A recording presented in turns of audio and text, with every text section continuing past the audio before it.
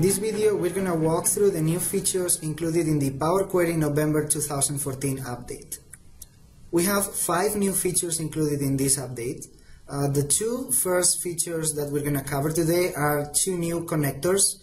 This has been long waited for from many of you guys, and we've received a lot of requests for them, so we're really happy to introduce a SQL Server Analysis Services connector in Power Query. Let's go and see what that looks like. Once you install the new Power Query update, you will find under the From Database menu in the Power Query ribbon an entry for From SQL Server Analysis Services Database. Clicking this entry will let you provide the name of the server that you're trying to connect to. And if it was the first time that you connected to it, you'll be prompted for credentials, but in this case, since it's not the first time, I'm taken directly into the navigator pane. Here I can see a list of all of the cubes and all of the display folders and additional elements that are relevant to me. I can easily explore them through this navigator view. For instance, I could go into the sales summary display folder and I could get easily a sense for how many measures I could be using from this specific display folder. I could also bring in some KPIs. Additionally, I could go into the dimensions side of the collection of items here, and I could find something like sales territory, for instance, and you see how we would also use, in addition to all the dimensions here, we could also display the hierarchies. Let's take, for instance, sales territory. I would select that hierarchy, which includes group, country, and region. In addition to exploring these items, you notice that as I was clicking them, I get a new item under selected items group in the task pane, which will let me preview the actual shape that I'm going to get if I were to load in the current state. So let's actually do that. Let's load this. Because we are creating a single table, we will default to loading this to the worksheet. Something worth mentioning here also is that the support built-in for analysis services cubes is based on MDX, which means that you'll be able to connect to both multidimensional cubes natively through MDX and also to tabular cubes using tabular over MDX, which give you the full flexibility. In the future, we're also planning to add specific improvements targeted to simplifying the tabular experience. And something that we've also heard a lot is the request for being able to specify the actual MDX statement, MDX query that you would like to use. This is something that we don't support in this first round, but we hope to add it over the next few months, so stay tuned for that.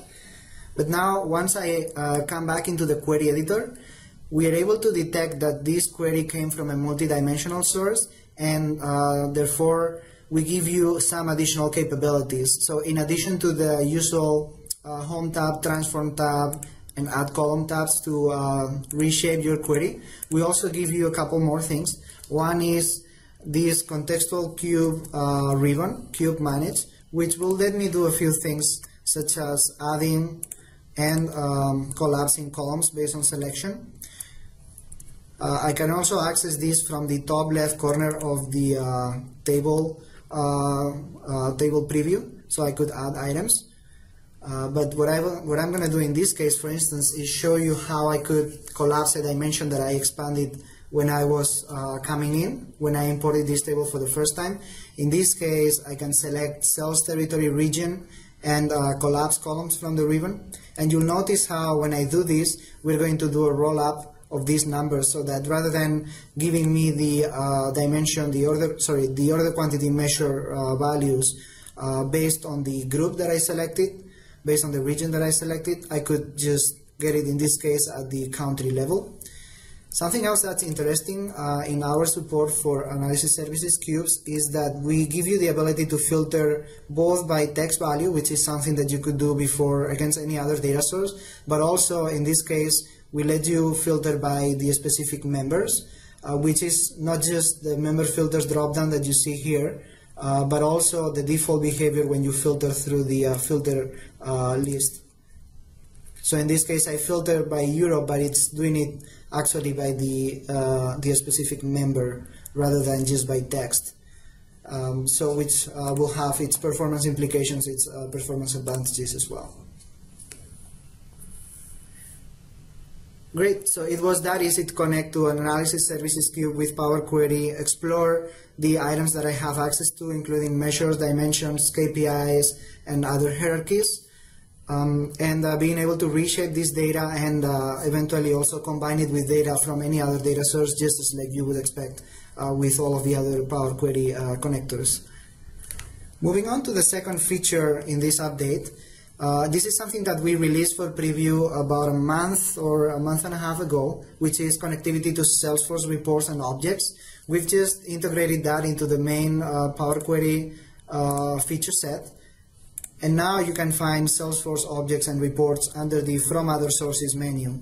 For those of you who haven't seen that video or haven't played with that preview before, I'm just going to do a quick overview. I could connect directly to Salesforce objects. The first thing I'm going to have to do is sign in with my Salesforce account. Once I log in to Salesforce, I'm going to be asked for permissions for this application. In this case, it's the Power Query connector. I'll allow access to Salesforce account, and then I'll click Save to save my credentials. And now I'm getting a very similar experience to any of the other data sources that we support, where I can navigate for the list of Salesforce objects, and I could preview them on hover. I could even specify to select multiple items. For instance, let's pick account, and let's also go all the way down and pick something like opportunity.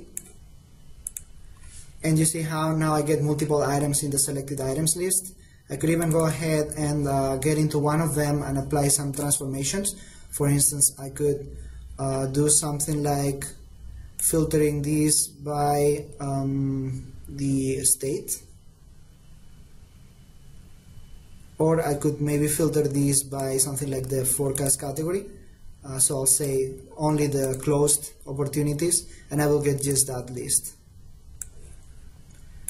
Once I click load, in this case, because I'm loading two different tables at the same time, I'm going to end up loading them to the data model, but I could have customized that and go to worksheet if that's what I wanted to. The second functionality that we offer on top of Salesforce accounts is the ability to connect to Salesforce reports. These are a set of predefined reports that I've already added to my account, and will save me from a few steps of combining data, for instance. So in this case, let's go ahead and pick case by origin and open status. I'll just double click it and get straight into the query editor experience. I could just filter these to keep only the ones that are still open, and close and load to land this data into my worksheet again. It is that easy to connect to your Salesforce objects and your Salesforce reports from Excel, and being able to reshape this data and combine it with data from other sources in order to prepare it for your final reports or analysis. Moving on to the next feature, this is something that it's mostly a usability improvement on top of existing features, concretely on top of Expand. Let's go and take a look at what the Expand experience looks like for those of you who haven't seen it before. I'm going to connect to a SQL Server database, and I'm going to bring a table where I have some nested data, some columns with nested data. So for instance, let's go into my favorite database of all times, which is Northwind, as you all know. And I'm going to go into the list of tables. I'm going to pick customers. And here I have a bunch of columns. Let's trim this down a little bit so you can all see how this works better. I'm going to pick orders. At the end, you see that it is a column with nested data. It has tables. So I could have gotten here through other means. For instance, I could have merged two different queries, and this would be the output of that merge operation. And now I have the ability to expand, but if I go ahead and do it like this, maybe I uncheck some of the columns and click OK, you would end up with prefix on top of the new columns. You'd see orders.order-id, orders.employee-id, and so on for the rest of the columns, which are actually a lot of columns in this case. So up until now, the only way for me to customize this would be to either go one by one and remove the prefix and rename each of the columns that way, or I could modify the formula that's the output of the expand operation, where I have the list of column names that I'm going to get as the output, and I could remove the prefix from each of them. In both cases, these are very painful ways of just tackling something that should have been supported in a much easier way, and that's exactly what we're introducing with this update. So if I come back to my original nested column, and I go to expand, notice that now we have this checkbox at the bottom which lets me opt in and opt out of using the original column name as the prefix for the new columns. So if I do that and I keep all of the columns selected and I click OK, you'll see how now we don't get prefix anymore, which saves us a lot of work. Something else that's interesting here is also that there might be cases in which not including a prefix may introduce a conflict with existing column names. This is exactly what happened in this case with the customer ID column that I had in the customers table here on the left and in the orders table on the right. And what Power Query will do for you is just append some number at the end, so we make sure that the column names are unique, therefore you don't get any errors in your query. For full flexibility, something else that we've added is if you were to add to access the expand operation via the ribbon through the transform tab where you have both expand and aggregate, you'll notice how in addition to the list of columns, you get the ability to specify what the prefix could be, which you could also just remove, and it would be the equivalent to opting out of having a prefix. Great, so you might be wondering now if aggregate supports the same set of capabilities. In this round, unfortunately, we couldn't get to that, but we're looking at ways in which we can enable this in the next few months, so stay tuned for that.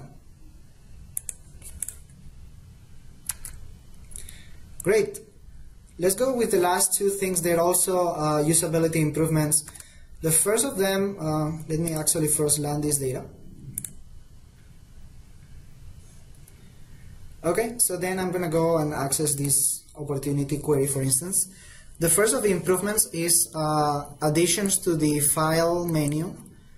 Before it just was about close and load and discard and close. Now you get a lot of new things here, and probably the most remarkable ones are the options and settings, which basically will let me access these two dialogues without having to leave the query editor. Let's say that I'm halfway through my query editing experience and I decide that I need to change something in the options dialog. Up until this release, I would have had to close the query editor, keep or discard changes in the current query, and then access these options through the Power Query ribbon in the Excel window. Now we give you straight access to options and also to data source settings. So I could modify the credentials that I'm using for one of the sources involved in this query, maybe. Now you might be wondering why we still don't have workbook settings in this menu. This is something that we're hoping to enable in our next update. There were some technical issues this month and we couldn't get there, but we will definitely get this available to you soon. In addition to options and settings, we also have the ability to send smile and frown from this menu and the ability to access the help and about pages for Power Query. Now the last new feature included in this update is a shortcut for accessing the advanced editor dialog from the queries pane inside the editor. You know how up until now you had to go into the view tab to access the advanced editor for the current query. You might have used the latest update from last month and add that advanced editor button to your query access, to the quick access toolbar, and that would also give you access to the advanced editor for the current query without having to go into the view tab. But something that it's also a good shortcut, a very optimized way of dealing with multiple queries and accessing the advanced editor is using the queries navigator on the left pane in the query editor. And here we've added the advanced editor option as well. So now I could just come to this menu and access the advanced editor for opportunity, which is the currently selected query, or I could right-click customers and access the advanced editor for it without having to first switch to that query and then find that menu or that option through the ribbon.